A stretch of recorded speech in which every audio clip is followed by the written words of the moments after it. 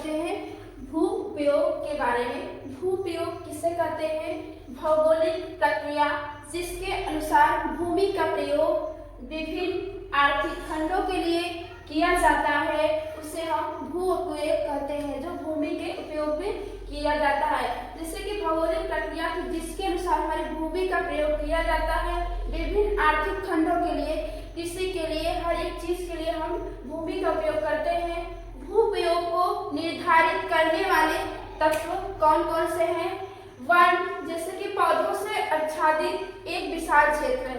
One जो है ये हमारे भू उपयोग के लिए ये पौधों से आच्छादित एक विशाल क्षेत्र है। हमारे वन से ही हमारी भूमि की क्या ये जो सुरक्षा है ये हमारे पौधों से ही होता है।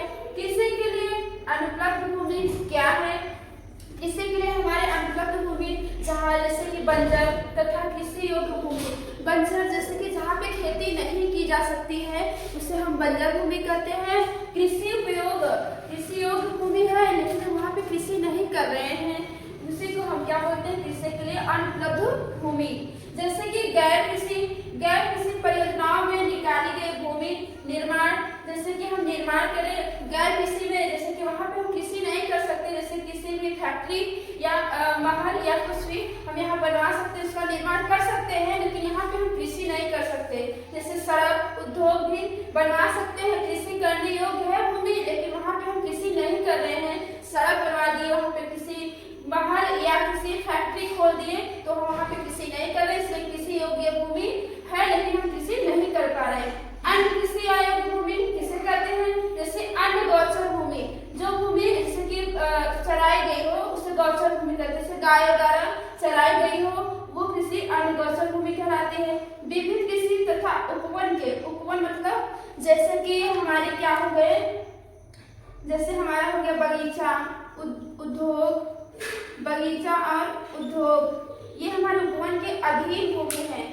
कृषि योग्य बंजर भूमि जो 5 वर्ष से अधिक से खाली खेत हो, जहाँ पे हम खेती 5 वर्ष ना किए हो, जिस खेत में हम कुछ ना उगाए हो उसे हम बंजर भूमि कहते हैं। वहाँ पे 5 वर्षों से खेती नहीं की गई है इसलिए उसे हम क्या बोलेंगे? बंजर भूमि। पड़ती भूमि किसे कहते हैं? पड़ती भूमि जहाँ एक कृषि वर्ष या उससे कम समय से खेती न की गई, मतलब कि जहाँ पे एक वर्ष में मतलब कि कृषि मतलब न की गई हो उसे हम पड़ती भूमि कहते हैं। अगर बंजर पूछा जाए तो 5 वर्ष से वहाँ खेती नहीं हो उसे हम बंजर भूमि कहेंगे।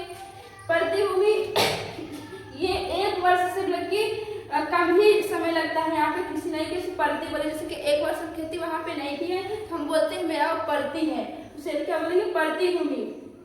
अन्य पड़ती जहाँ 1 से 5 वर्ष से खेती नहीं की गई हो वो क्या है? अन्य पड़ती भूमि। जैसे हम लोग देखते हैं शुद्ध बोया गया क्षेत्र। शुद्ध बोया गया क्षेत्र किसे कहते हैं?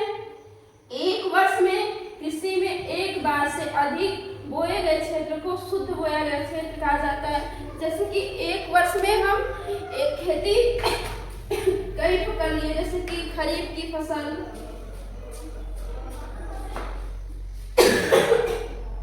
जायद की फसल, रबी की फसल, मतलब कि 1 वर्ष में ही हम यहाँ पे मतलब कि खेती में तीन फसल पैदा कर सकते हैं, खरीफ, जायद, रबी।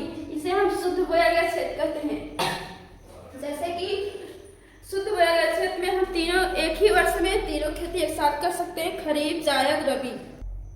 बच्चों देखिए भारत में भू उपयोग प्रारूप के प्रकार। आइए देखते हैं भू उपयोग को निर्धारित करने वाले तत्वों में, जैसे कि भौतिक कारक। भू उपयोग में जो निर्धारित करने वाले तत्व है, जैसे कि वो भूमि के मिट्टी में जो निर्धारित करने वाले तत्व है, जैसे भौतिक कारक, जैसे भूतत्व, संरचना और जलवायु तथा चावल या धान की खेती हो।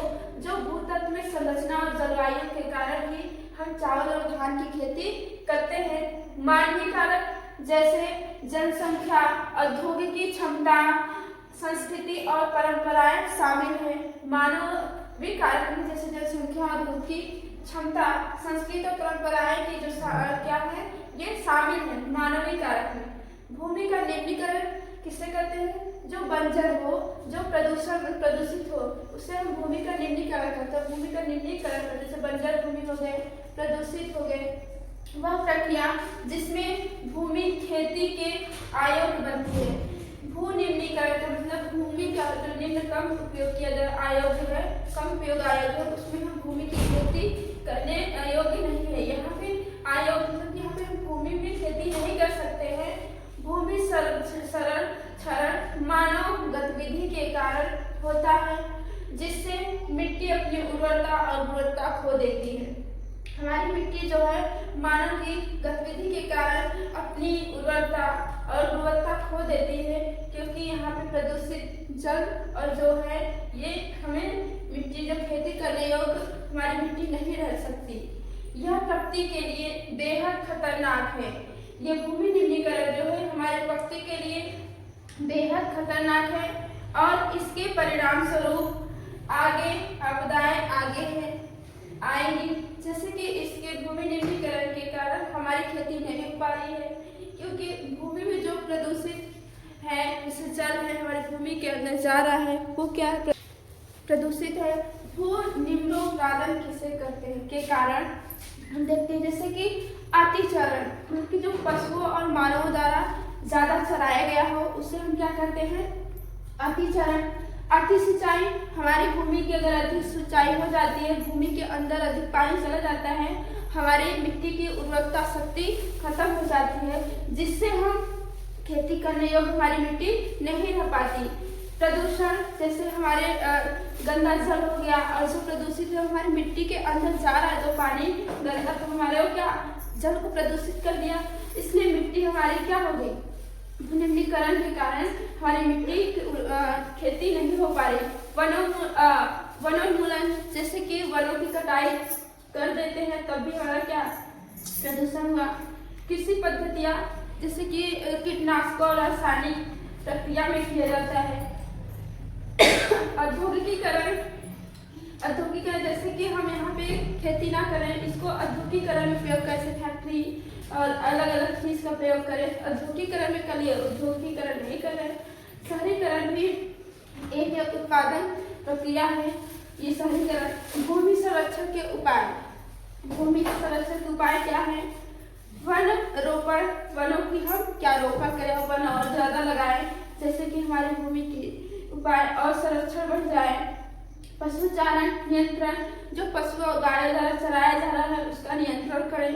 रक्षक मेखला, जो हमारे खेत में खेत के चारों ओर मेड़ होता है वो हमारा क्या रक्षक मेखला है।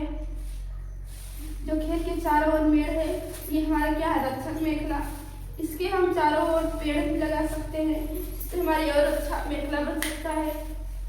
खनन नियंत्रण, जहाँ पे ज्यादा जिसकी खनन ज्यादा की जा रही है उसका नियंत्रण करें। और धूल की जल का विनाश, जैसे कि जल निकाला जा रहा है गर्म है, फिर उसको ठंडा करते हैं, फिर उसको ठंडा करने के बाद क्या करते हैं उसको फिल्टर करते हैं। इससे जो फिल्टर करने के बाद जो कचरा निकला उसको अलग उपयोग में ले लेते हैं। इससे हमारा क्या धूल की जल का विनाश नहीं हो रहा है, उसका क्या उपयोग हो जा रहा है।